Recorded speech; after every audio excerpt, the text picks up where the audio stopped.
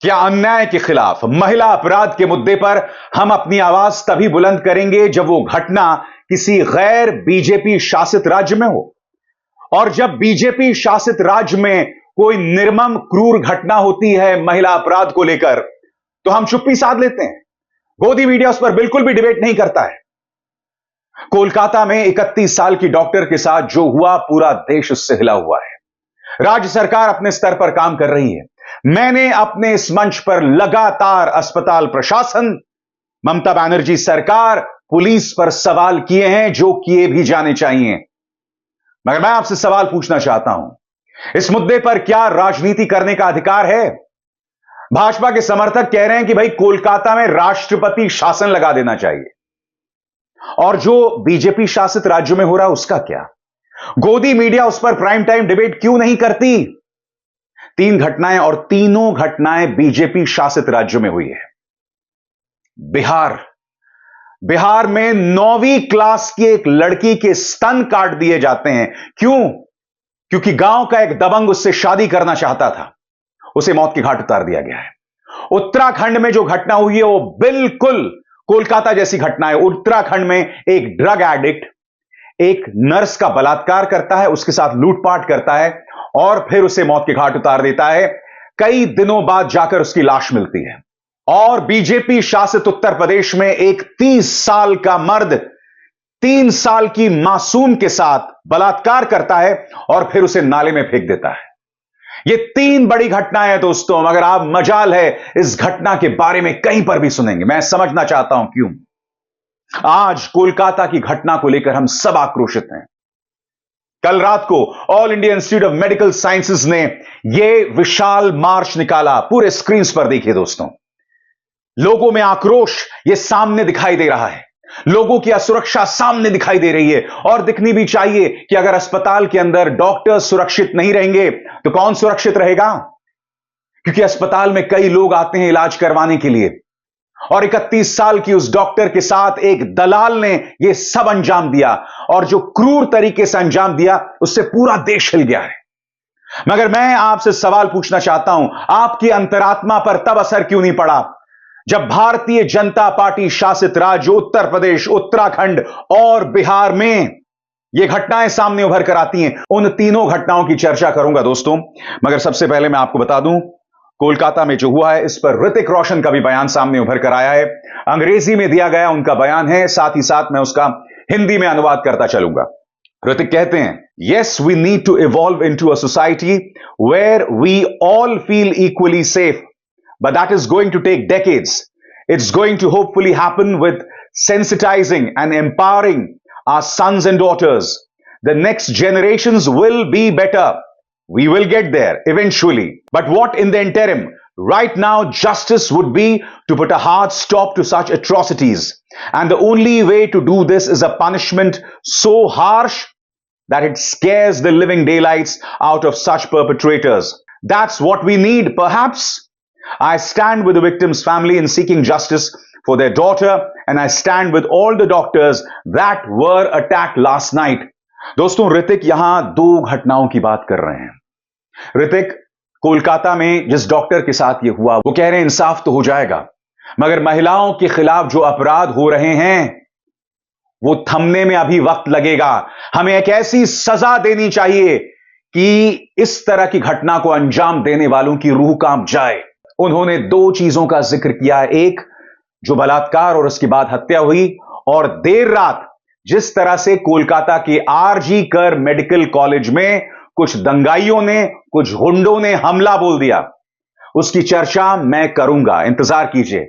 मगर आज मैं आपसे बात कर रहा हूं उत्तराखंड, उत्तर प्रदेश और बिहार की। सबसे पहले दोस्तों उत्तर प्रदेश की यह घटना देखिए आपकी स्क्रीन पर। 30 साल के युवक ने 3 साल की मासूम से किया रेप, फिर नाले में फेंका। उत्तर प्रदेश की झांसी में 30 साल की युवक ने हैवानियत की हद पार कर दी। उसने 3 साल की बच्ची के साथ रेप और फिर उसे नाले में फेंक दिया। काफी खोजबीन के बाद पुलिस और परिजन ने एक बच्ची को एक नाले से बरामद किया। मैं आपसे सवाल पूछना चाहता हूं, उत्तर प्रदेश में भाजपा की सरकार है, इस घटना को आपने कहां कहां देखा? और मैं दावे के साथ कह सकता हूं घटना को अंजाम देने वाला मुसलमान नहीं होगा, क्योंकि अगर मुसलमान होता तब जाकर मीडिया उसकी चर्चा करता। मैं आपको 3 घटनाएं बता रहा हूं। एक जगह आरोपी का नाम धर्मेंद्र है, एक जगह संजय राय है, मगर इनकी जगह अगर इमरान गजनफर होता तो मैं दावे के साथ कह सकता हूं इस पर बवाल होता। आप उत्तर प्रदेश का यह अधिकारी जानते हैं, गजेंद्र सिंह। इसने 6 साल की मासूम के साथ दुष्कर्म किया और वो वहां नहीं रुका, उसने फिर एक बकरी के साथ रेप किया, बकरी के बच्चे के साथ। गजेंद्र की जगह गजनफर अली अब्बास होता तो कितना बवाल होता। यह उत्तर प्रदेश सरकार का एक अधिकारी है। कल्पना कीजिए यही घटना अगर पश्चिम बंगाल में हुई होती, पंजाब में हुई होती तो कितना बवाल हुआ होता। ये सवाल किए जाएंगे दोस्तों, हम इससे मुंह नहीं मोड़ सकते। भारतीय जनता पार्टी के पास बलात्कार जैसी घटनाओं पर बात करने का नैतिक अधिकार हर गुजरते दिन के साथ खत्म होता जा रहा है।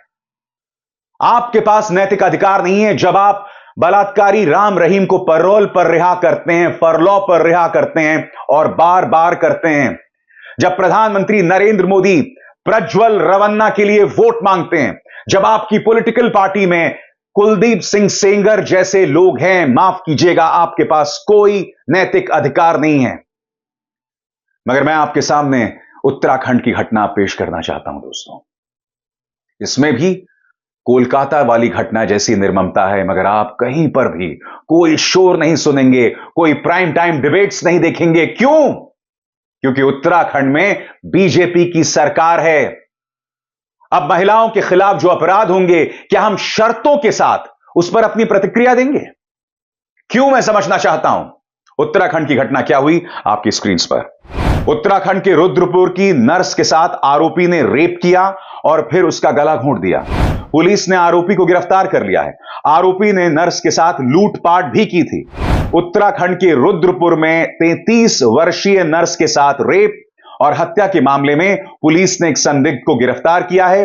पीड़िता उधम सिंह नगर के रुद्रपुर में एक निजी अस्पताल में नर्स के रूप पर काम करती थी। वो अपनी 11 साल की बेटी के साथ बिलासपुर कॉलोनी में रहती थी। वो 30 जुलाई को लापता हो गई, जिसके बाद उसकी बहन ने 31 जुलाई को रुद्रपुर पुलिस स्टेशन में गुमशुदगी की रिपोर्ट दर्ज कराई। यह मामला कितना मार्मिक है ना। वो अपनी 11 साल की बेटी के साथ रहती थी, अब उसकी मां जिंदा नहीं है। आप कल्पना कर सकते हैं उस 11 साल की बच्ची का क्या भविष्य है।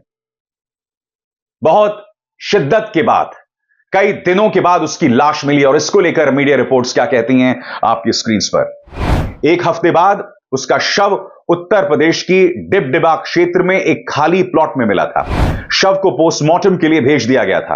राजस्थान के जोधपुर से गिरफ्तार किया गया आरोपी उत्तर प्रदेश के बरेली का एक मजदूर है। रिपोर्ट्स के मुताबिक आरोपी धर्मेंद्र नर्स को झाड़ियों में ले गया, जहां उसने पहले उसके साथ बलात्कार किया, फिर उसका गला घोंटकर हत्या कर दी। मैं फिर आपसे पूछना चाहता हूं दोस्तों, शर्तों के साथ क्या हम घटनाओं पर अपनी प्रतिक्रिया देंगे? कोलकाता में जो हुआ, सरकार अपने स्तर पर काम कर रही है, हमें उससे सवाल भी उठाना चाहिए। मगर सबसे बड़ा सवाल, हम उत्तराखंड पर चुप्पी कैसे साध सकते हैं? यूपी पर चुप्पी कैसे साध सकते हैं? बिहार में सरकार बीजेपी गठबंधन की है। वहां पर संजय राय नाम का एक व्यक्ति 9वीं क्लास की एक लड़की के स्तन काट देता है और उसकी हत्या कर देता है। खौफ और सिहरन पैदा करने वाली घटना। मगर मजाल है सुशासन बाबू नीतीश कुमार या डेप्यूटी चीफ मिनिस्टर सम्राट चौधरी पर सवाल उठाया जाए। मैं आपसे समझना चाहता हूं क्यों। वो घटना क्या है दोस्तों? एक एक शब्द पर गौर कीजिएगा। मेरे लिए ये एक एक शब्द पढ़ना बहुत मुश्किल है, मगर मैं चाहूंगा आप इस पर गौर करें। और इस घटना का जिक्र मैं सिर्फ इसलिए कर रहा हूं क्योंकि मैं आपके और भाजपा के दोहरे मापदंड को एक्सपोज करना चाहता हूं आपके सामने। बिहार के मुजफ्फरपुर में 9वीं क्लास की छात्रा की गैंग रेप के बाद हत्या कर दी गई। आरोपियों ने उसके ब्रेस्ट यानी स्तन, छाती काट दी। प्राइवेट पार्ट पर भी चाकू से हमला किया। सोमवार को उसका शव अर्धनग्न हालत में पोखर में मिला। उसके मुंह पर कपड़ा बंधा था। अगल बगल मांस के चीथड़े और खून के धब्बे पड़े थे। पीड़ित छात्रा के परिवार का कहना है कि रविवार की रात 5 लोग घर से बेटी को उठाकर ले गए। उन्होंने कहा कि तुम्हारी बेटी के साथ रेप करेंगे। छात्रा की मां ने थाने में लिखित शिकायत की थी। प्राथमिकी दर्ज कर ली गई है, जिसमें गांव के संजय राय, जिसकी उम्र 41 साल है, उसके समेत 5 अज्ञात लोगों को आरोपी बनाया गया है। 31 साल का संजय राय 9वीं क्लास की एक मासूम के साथ शादी करना चाहता था, मगर जब उसने मना किया तो उसके साथ पहले दुष्कर्म, उसकी छाती काट दी जाती है और फिर उसे मौत के घाट उतार दिया जाता है। इससे ज्यादा विभत्स घटना कोई हो सकती है। मगर मुझे बताइए, कितने लोगों ने बिहार की सरकार को कटघरे में रखा है? बताइए। आज कोलकाता में 31 साल की उस डॉक्टर के साथ जो हुआ वो एक बहुत बड़ा आंदोलन हो गया है। देश भर में डॉक्टर्स इस तरह के प्रदर्शन कर रहे हैं। मगर मैं आपसे एक सवाल पूछना चाहता हूं, 11 साल की मासूम की जो मां थी, 33 साल की नर्स, उत्तराखंड की वो नर्स, उसके लिए डॉक्टर्स कब सड़क पर उतरेंगे? क्या सड़क पर उतरने के लिए आपको भारतीय जनता पार्टी की इजाजत चाहिए? बताइए, कितने लोगों ने उत्तराखंड में उस नर्स के लिए आंदोलन किया है? कितने लोग सड़क पर उतरे हैं? मैं आपसे पूछना चाहता हूं। और सबसे शर्मनाक बात है, कोलकाता में प्रदर्शनकारियों पर हमला कर दिया जाता है। आरजी मेडिकल कॉलेज में हमला कर दिया जाता है। कायदे से इसकी चर्चा मुझे कल करनी चाहिए थी, मगर जो बृहस्पतिवार रात हुआ वो बहुत ही शर्मनाक था। दोस्तों, यह नजारा देखिए। इस नजारे में बाकायदा पुलिस की बैरिकेडिंग पर हमला किया जा रहा है। पुलिस पर हमला किया जा रहा है। प्रदर्शनकारी जहां पर आंदोलन कर रहे थे, सत्याग्रह कर रहे थे, उस पर हमला किया गया। और यहां पर हमला करने वालों के फ्लैग्स को आप देख सकते हैं। इन फ्लैग्स में वामपंथी संगठन एसएफआई के फ्लैग्स दिखाई दे रहे हैं। मैं चाहता हूं कि पुलिस इसकी जांच करे। क्या इस हमले के पीछे वामपंथियों का हाथ था, भारतीय जनता पार्टी से जुड़े संगठनों का हाथ था, या फिर कहीं टीएमसी का हाथ तो नहीं था?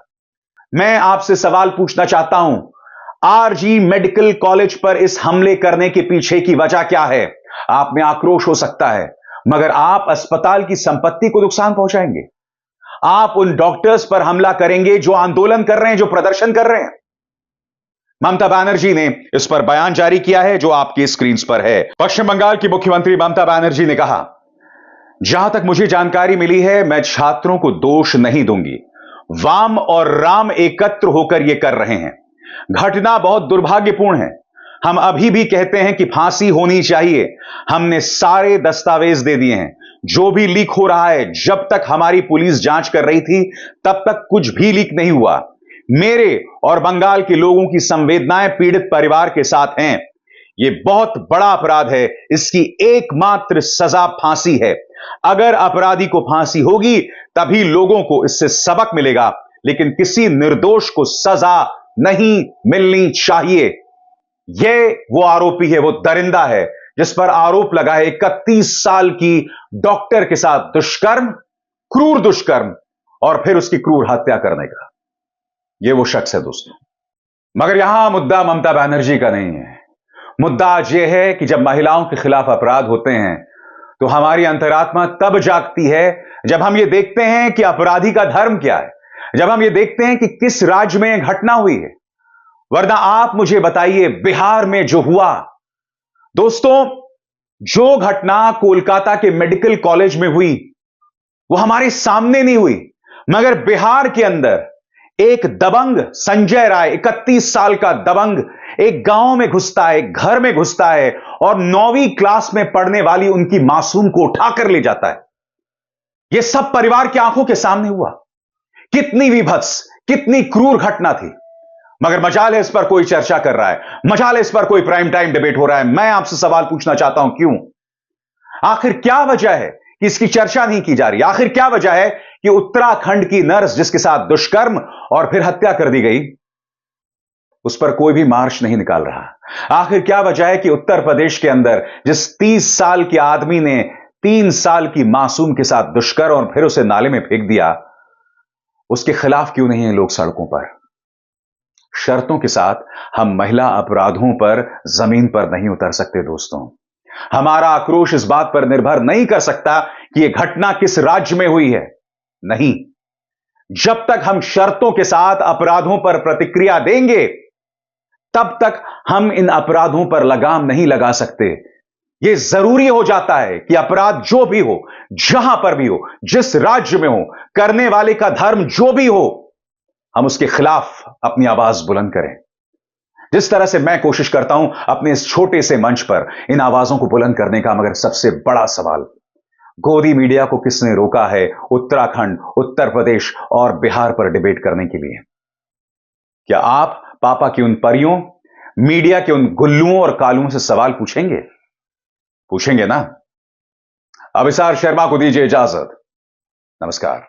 स्वतंत्र और आजाद पत्रकारिता का समर्थन कीजिए, सच में मेरा साथी बनिए। बहुत आसान है दोस्तों, इस ज्वाइन बटन को दबाइए और आपके सामने आएंगे ये 3 विकल्प, इनमें से एक चुनिए और सच के इस सफर में मेरा साथी बनिए।